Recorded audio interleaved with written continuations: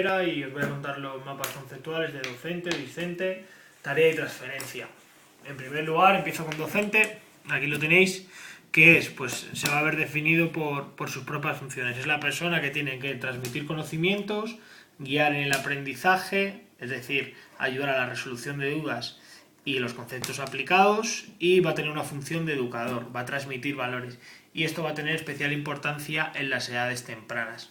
Por otro lado, vamos a ver qué debe poseer una persona para ser un buen docente. Bueno, pues tiene que tener una formación académica, es decir, que esté respaldada por una titulación, tiene que tener capacidad de comunicación, tiene que tener empatía con el discente, tienes que saber cómo manejar ese tema, tiene que dominar la materia para poder enseñarla y tener ciertas habilidades sociales a la hora de comunicarse y de dirigirse a los alumnos.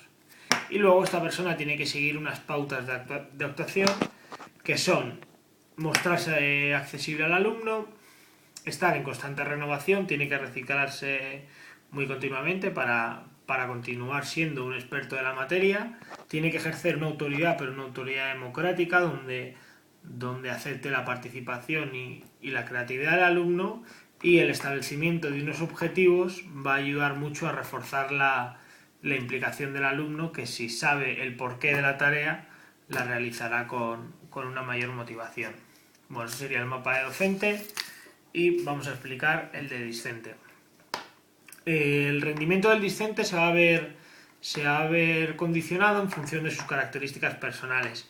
Es decir, podemos diferenciar por aptitudes, que va a ser en concreto, va a tener especial relevancia en la educación física, la capacidad innata del alumno para realizar cierto ejercicio, y de la implicación que el discente muestre para el aprendizaje o la ejecución de una tarea. Esta implicación, a su vez, se va a ver condicionada por dos variables: las características personales del alumno, como pueden ser la situación familiar, los gustos o las necesidades laborales que pueda tener una persona en un determinado momento, y el interés por la materia. Este va a estar muy condicionado por la participación en el grupo, si es un grupo de adquisición, un grupo al que ha entrado por voluntad propia, o de adscripción. En este primer grupo vamos a encontrar un ratio de motivación bastante más alto que en el segundo. Y luego, por otro lado, vamos a evaluar al discente como grupo.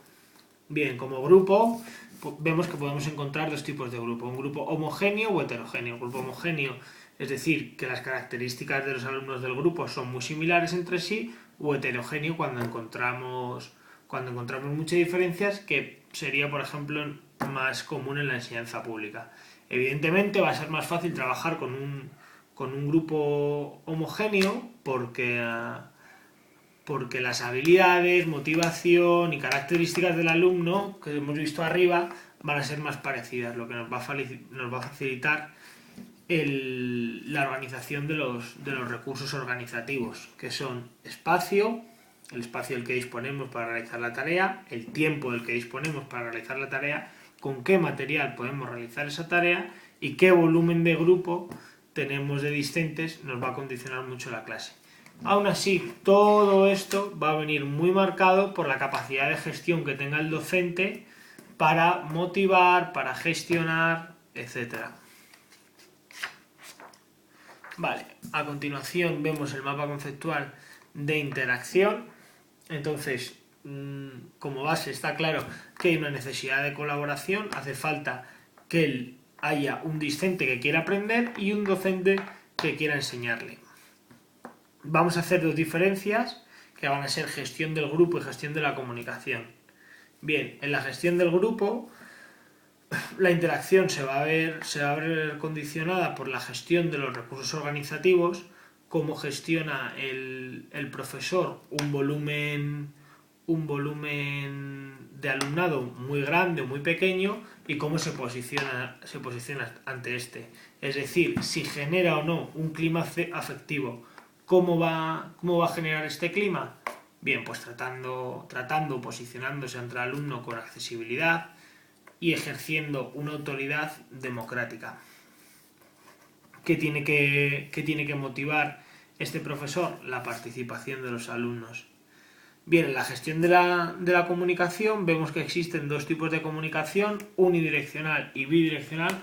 Unidireccional, que sería más propia de un mando directo, de un estilo de enseñanza tradicional, donde el profesor impartiría una clase al alumno que ejecutaría tal cual ha dicho el profesor los ejercicios, y bidireccional, donde se tiene más en cuenta la opinión del alumno y digamos que es más enriquecedora para los dos.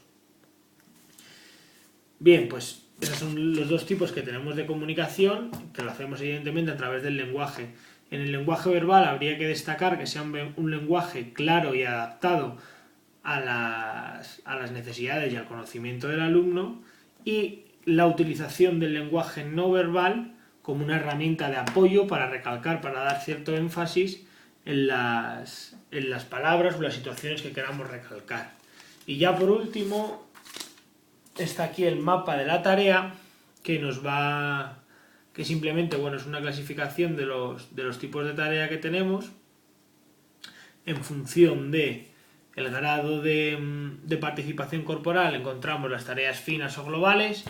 Tareas finas como puede ser un gesto más técnico, un lanzamiento de arco, etcétera, o una tarea global como puede ser una patada, un balón, un bateo de béisbol.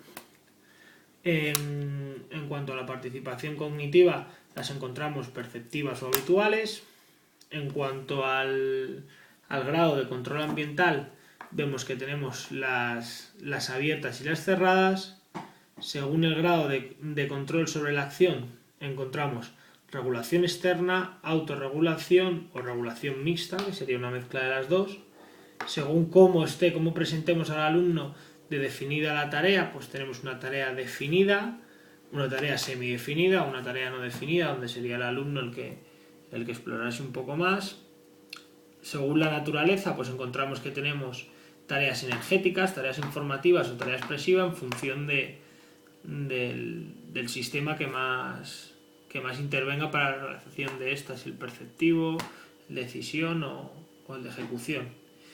Y luego, por último, vemos que la significatividad de una tarea está condicionado por los siguientes caracteres: dinamismo, carga, apertura, sentido y originalidad. Bueno, esto es muy importante, que consigamos que la tarea sea significativa. Es una labor del docente para que exista un aprendizaje más trascendental. Ya está.